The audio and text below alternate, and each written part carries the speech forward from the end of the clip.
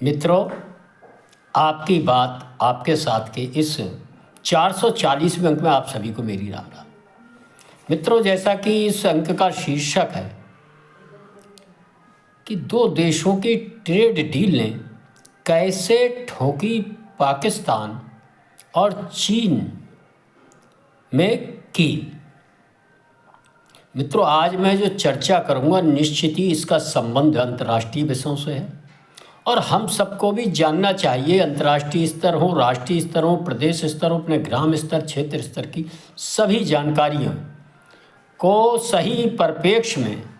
मैं आप सबके समक्ष देने का अपने इस YouTube चैनल आपकी बात आपके साथ के माध्यम से प्रयास करता हूं और सकारात्मक जानकारियां आपके सामने रखने का काम करता हूं। मित्रों, इस देश हित की, देश के बढ़ते कदमों की जानकारी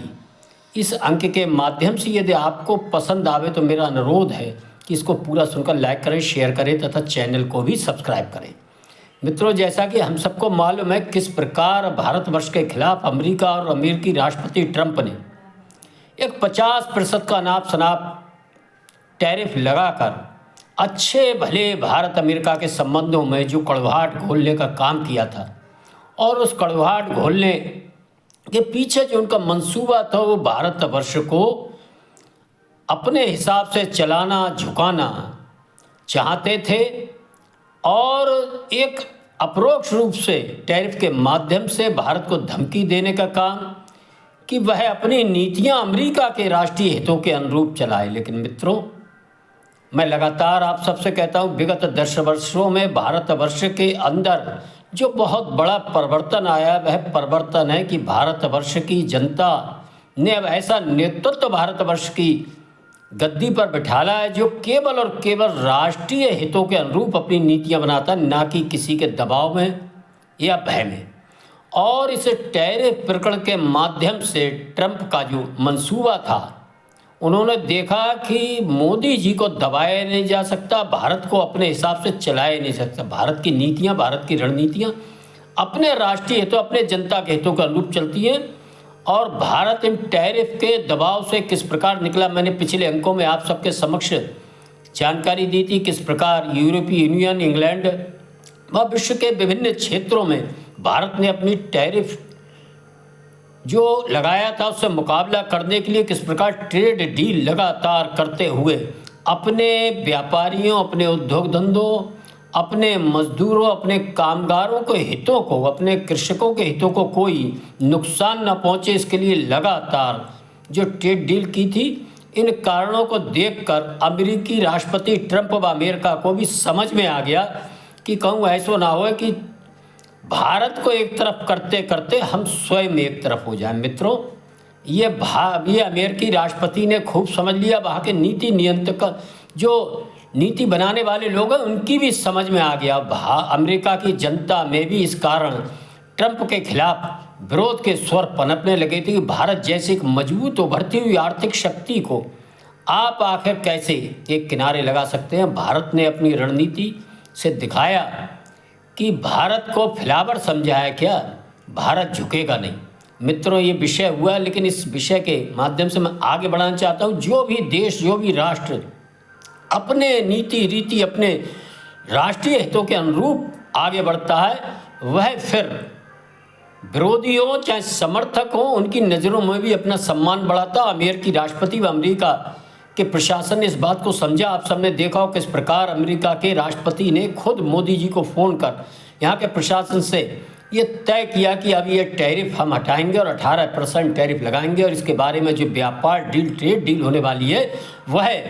आगे होने वाली है और उसमें क्या क्या होता है ये हम सब देखेंगे, वह एक अलग विषय है। लेकिन इस विषय के माध्यम से कुछ बड़ी घटनाओं के बीच कुछ छोटी छोटी घटनाएं जो घटती हैं, जिनका बहुत बड़ा महत्व होता है, आने वाले समय में उन महत्वों को हम समझेंगे। मैं आपका ध्यान इन एक छोटी सी घटना की ओर दिलाना चाहता हूँ। किस प्रकार इस ट्रेड डील की बात जो सही पटरी पर आई है और उस ट्रेड डील के उपरांत वहाँ के जो ट्रेड के जो प्रवक्ता हैं उन्होंने किस प्रकार अमेरिकी प्रशासन ने एक भारत का नक्शा जारी कर उस नक्शे में जो महत्वपूर्ण परिवर्तन आया है, अमेरिकी रणनीति में जो दिखता है कि पाक अधिकृत कश्मीर, जिसको अमेरिकी व अन्य पश्चिमी राष्ट्र जब भी अपना कोई नक्शा प्रसार भारत का दिखाते थे तो उसमें उस क्षेत्र को विवादास्पद अथवा पाकिस्तान के हिस्से में दिखाते जा रहे थे। लेकिन मित्रों, अमेरिका जैसी शक्ति ने, विश्व की नंबर 1 शक्ति ने पहली बार जो नक्शा प्रकाशित किया, उस नक्शे में पीओके को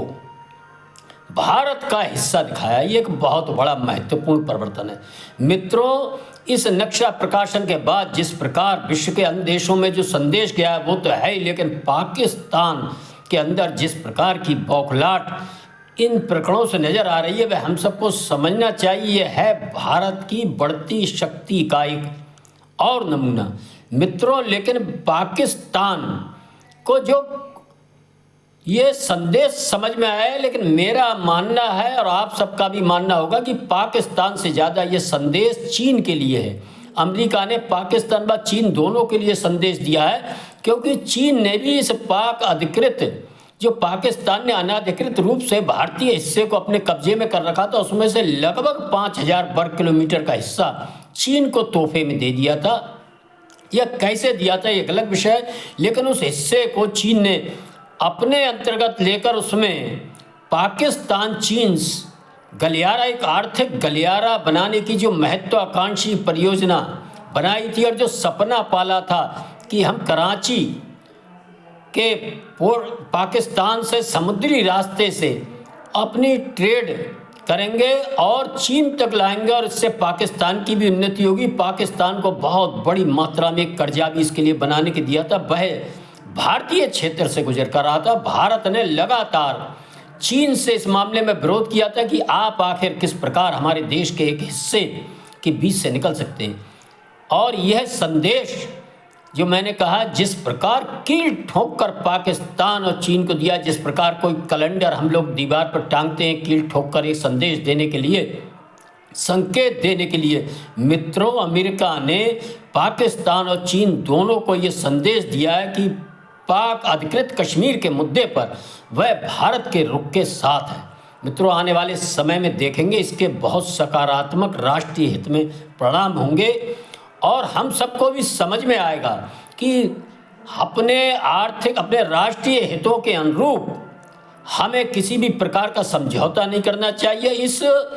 जो डील होने जा रही है 18%, तो इसका एक पहलू मैं आप सबके समक्ष और बताकर अपनी बात को समाप्त करूंगा। मित्रों, जो हमारे कंपटीटर हैं, जो खास तौर से हमारे देश के अंदर जो हमारे मजदूर हैं, हमारे गरीब गांव में बसने वाले ऐसे बेरोजगार नवयुवक हैं जो खास तौर से गारमेंट के क्षेत्र में, हीरा क्षेत्र में, जवाहरात के क्षेत्र में, फार्मा और दवा उद्योग व ऑटोमोबाइल के उद्योग में बड़ी भारी संख्या में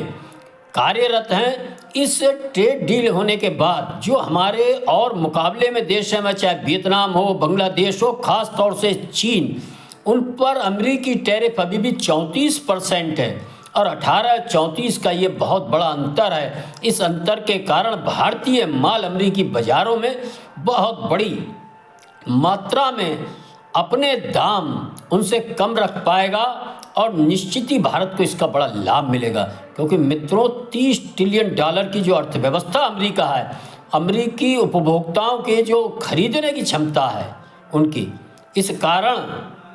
भी भारत के उद्योगपतियों को, भारतीय माल को, भारतीय इन उद्योगों में लगे कामगारों को, बेरोजगारों को, गरीबों को बहुत बड़ी एक आने वाले समय में आप देखेंगे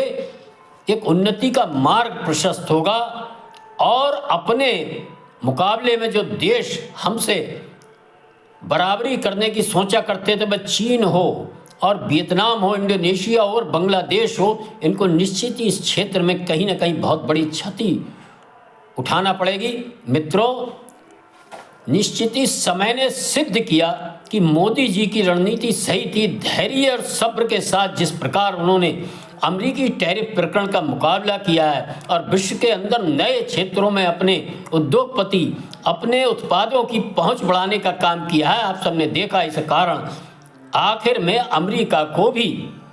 भारत के साथ ट्रेड डील के रास्ते पर आना पड़ा और ट्रेड डील के रास्ते पर आने के बाद उन्होंने जिस प्रकार चीन और पाकिस्तान को कील ठोंक कर जो संदेश पीओके के संबंध में दिया, इस महत्वपूर्ण परिवर्तन को हम जब समझेंगे तो हमें समझ में आएगा कि इन घटनाओं के बीच एक महत्वपूर्ण घटना की जानकारी हम सबको होना चाहिए। आज के अंक में अपनी बाड़ी को विराम देते हुए आप सभी से अनुरोध करता हूं, इस चैनल पर प्रसारित अंकों को सुनकर लाइक करें, शेयर करें, चैनल को सब्सक्राइब करें। धन्यवाद। जय श्री राम, जय श्री वाल्मीकि भगवान, भारत माता की जय।